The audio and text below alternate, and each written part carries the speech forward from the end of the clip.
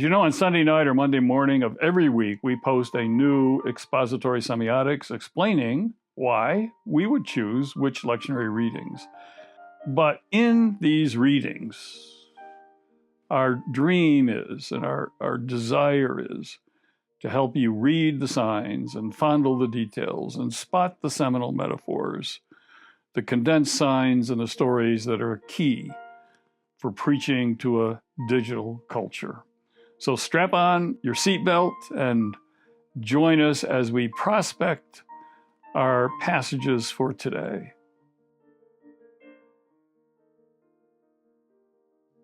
This is the LenTalk for September 18th, 2022. Leonard Sweet here from Indonesia. And it's not the easiest thing to do a LenTalk from Indonesia, but we're going to try it. And I would miss it if I didn't. I enjoy these semiotic scriptural probes with you and plunges into the story. And how could I not do one when one of our lectionary passages this week is from 1 Timothy 2, 1-7. And let me just read you the first part of it, because that's what I want to focus on. First of all, then, I urge that supplications, prayers, intercessions, and thanksgivings be made for everyone, for kings, let me also add, and queens, and all who are in high positions, so that we may lead a peaceful and quiet life in all godliness and dignity. This is right and is acceptable in the sight of God, our Savior. Tomorrow is the 19th of September, Queen Elizabeth's funeral, burial, and here we are enjoined in this passage to pray for the people in leadership and in power and the kings and queens of our world. So I'm going to do a little semiotics with you about one of the master semioticians of our day, Queen Elizabeth. And she proved in her entire life that she understood that ultimate power was not hard power, the power of politics and military and that kind of thing, but the soft power, the power of wielding and exercising images and symbols and gestures, the power of kindness, the power of love. And she, the coup de grace for me was when her burial cortege was leaving Balmoral Castle and on a 6-hour drive to London. And her coffin had a wreath on it that everybody could see. And the wreath that they saw was a wreath of, first of all, sweet peas, which she loved from her stay there in Scotland. And sweet peas are the symbol of goodbye, so long, but they have a multi-layered symbol because they're also the symbol of gratitude, thanksgiving. So long, goodbye, thank you. But woven in this weave, this wreath, were dahlias. And not just dahlias, but white dahlias. And dahlias are the symbols of beginning. And then the white dahlias is almost a really fresh, pure new beginnings. And so she's saying goodbye, even as she's in her last visible gesture. She's saying goodbye semiotically. If you just know how the power to read, you have the power to read these symbols. Now, the floral, my mention of florals and flower arrangements are sometimes the most oblivious things are the most obvious. And if you remember, I think right now some of you can remember the mourning that took place, the national mourning for Princess Diana.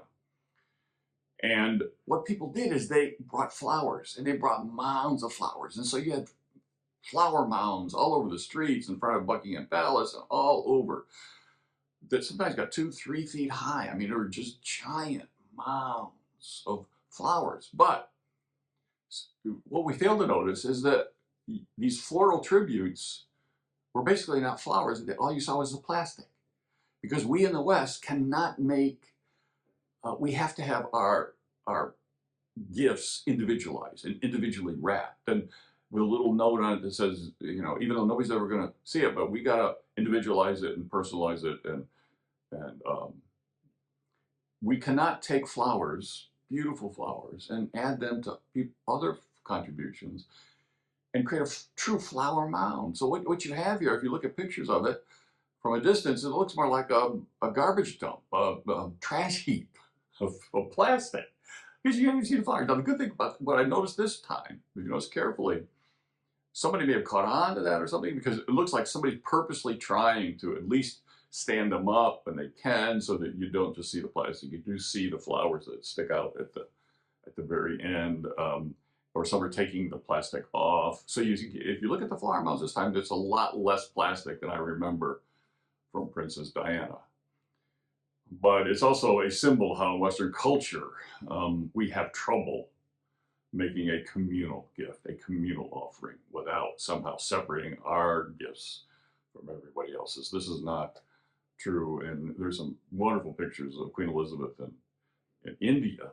And just they just love to give flowers, but they throw flowers on top of one another. There's no plastic. And so the shift in mentality here from east to west. I also loved how, and she had this sense of humor. I loved her little sense. It was, you know, sneaky and kind of quirky, but it wasn't a guffaw sense of humor. It was much more of a sardonic one sometimes. But she knew the power, the soft power of laughter, the soft power of humor, taking the edge off. And I think it was continued. At least I hope people didn't write it like it sounds like. But you find the humor too in her official obituary. And the obituary, first thing they mention are her horses. I didn't know she raced horses, but had like 1,600 racehorses in her lifetime. So they mentioned the horses first, and the racehorses. Then they mentioned her dogs. In the course of her lifetime, she had 30 corgis. 30 corgis. And then thirdly, it mentioned her husband, her one husband. Let me give it to you exactly how it reads. An avid animal lover. Her horses have won over 1,600 races, and she has owned over 30 corgis in her lifetime. And her husband, Prince Philip, passed in April 2021. So he gets in there, but he's the last one. I don't know what you're going to hear tomorrow in the memorial tributes and celebration of her life. But everything that I've heard so far, and everything that everybody's said about her, has mentioned a 4-letter word that is basically missing in our culture today. And in some ways, she may be the last one that, but I'm hoping not the last, because we've got to rediscover this word. We've got to reframe it, recharge it. But the word is duty.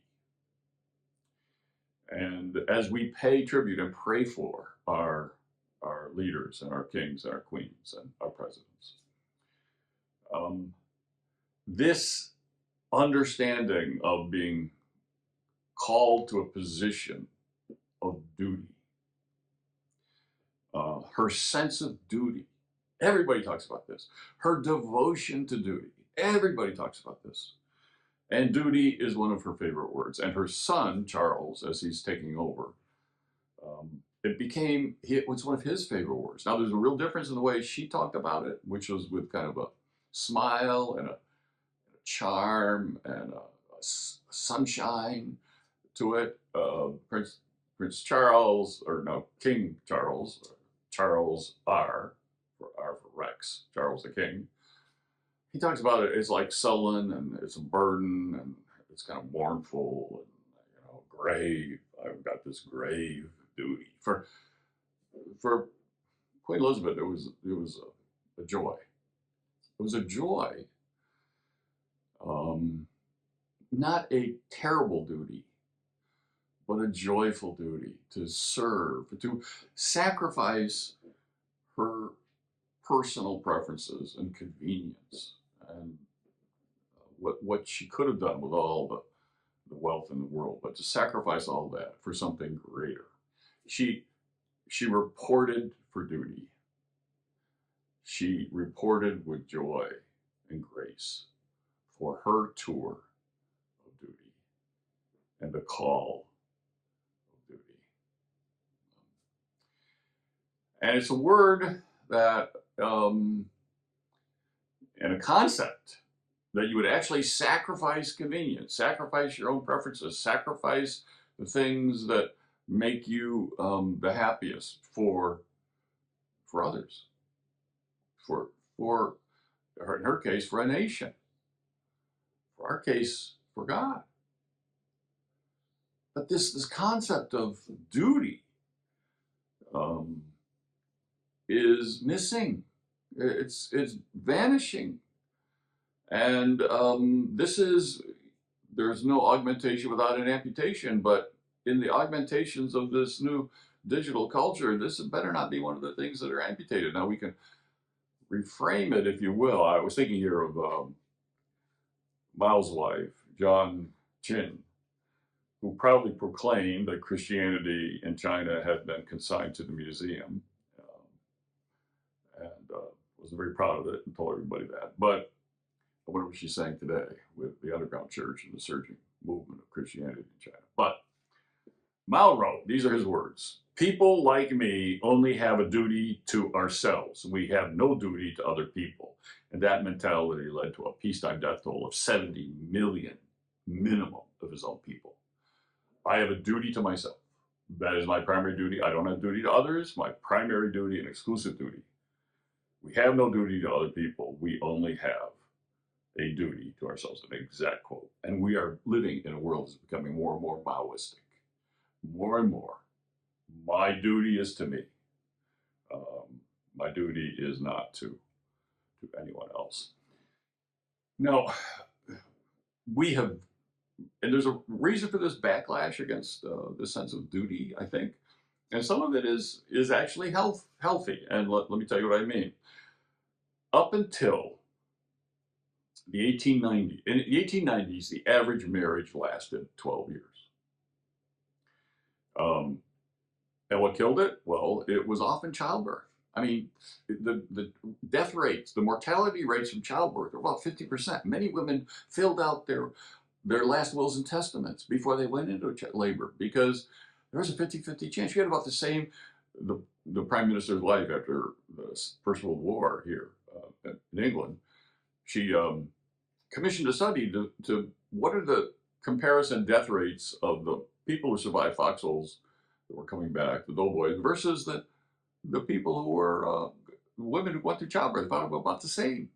You had about the same amount of chance of surviving a foxhole as you did surviving labor.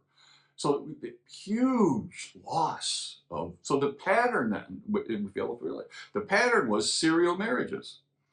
You had a marriage. So when you said at a marriage ceremony, "Till death do us part," you're thinking 12 years. Okay, you're thinking, okay, well, I'll probably have successive marriages after this. I never forget walking to a cemetery of a church where my brother was pastor in Philadelphia. They had a cemetery separated the parking lot from the church, so you walk through the parking lot, through the cemetery to get to church, which I love. I love a cemetery next to a church. It reminds us the majority of the church is underground. We exist in relation with these people, and you can't forget it. But I'll never forget one gravestone had the guy's name big on top, his dates. And then underneath, in sequential order, were the 3 wives, and there's a space for another one. I mean, it was just, so you didn't have in the past, you didn't have a sense of a lifetime. It would be, yes, we will be in this relationship, but the idea till death do us part was death's going to come pretty quick. I mean, life expectancies were lower. Then the first time people really started getting well, living longer, was with the invention of the penicillin, and that changed everything. That's really the time you started going to doctors and getting better, and then life started getting longer. And so I'm looking at my own grandparents who had to deal with the fact, for the first time in history, you have marriages now that are lasting not just 12 years, not just 20 years, but 30 years, 40 years. And how do you live together for 30 and 40 years? And what kept these marriages together of my grandparents and the builder generation was duty. My grandmother and grandfather, they would sit together at a table and eat and never talk to one another. They had separate bedrooms. And on almost opposite sides of the house. But they kept together out of a sense of obligation and duty. And my generation, the boomers, those born between, 46 and 64, we looked at this and we said, no way. I'm not spending the best years of my life in that kind. So we're really the generation that invented divorce in this country, because we looked at this and said, no, we aren't going to do this to ourselves. And it made it all about intimacy. Intimacy was a kind of a marriage required intimacy. Well, it required things like love. Well, marriages used to require duty. In fact, marriages used to be arranged. Somebody chose your love and you learned to love their choice. And so there's a sense of duty, but the duty was taken too far. But then we just totally abandoned it. Now everything's transactional. If it's not good for me, it's not good for, if it's not bringing benefit to me. I mean, I was looking at Britney Spears' comment about, she feels more valued by her boys. She does not see them. They need to value. I mean, so everything's transactional now. From relational to transactional. If it's not good for me, I'm not going to put myself in that position. And this, so we needed to move to a more relational understanding of covenant. But we can't just dump the duty part. There is a sense in every relationship of there's a duty, there's an obligation to friendship, there's a duty in friendship, and there's a duty in our understanding of what it means to be a follower of Jesus. Because, many ways in which we could reframe this phrase duty, but one of the biggest things I think that helps me is Charles Wesley's hymn. Interesting, is number one in the index of most denominations, because they were smart enough. A charge to keep I have. A charge. We've been given a charge. And to serve this present age, our calling, it's a calling. Don't see it as a duty. It's a calling. It's a charge. And that charge is privileged. We are chosen for a certain mission and ministry. We're chosen for a certain covenant. God has chosen us. I've chosen you. We are in this together, and with that brings duty, brings obligation, brings sacrifice, brings self-transcendence, brings putting not yourself first all the time in your own comfort, your own convenience, and your own preferences, but putting someone else and something else, and putting God first. And I don't care how you do reframe it, whatever thing that you can come up with that's better, because the sense of duty carries a lot of baggage, and sometimes it's too heavy for some people to pick up, because of their thinking and history of what that duty required, which was to give up their identity. No. But we've been given a charge. God has all charged us, chosen us for a unique, special mission and calling. And we need to show up for that appointment. We need to show up for that call. We need to answer that call. With that call comes a tour of call of duty. I mean, you can't escape. Try and escape from jury duty. There is a sense of what it means to be in this relationship means that I have to give up some things. And so we thank today.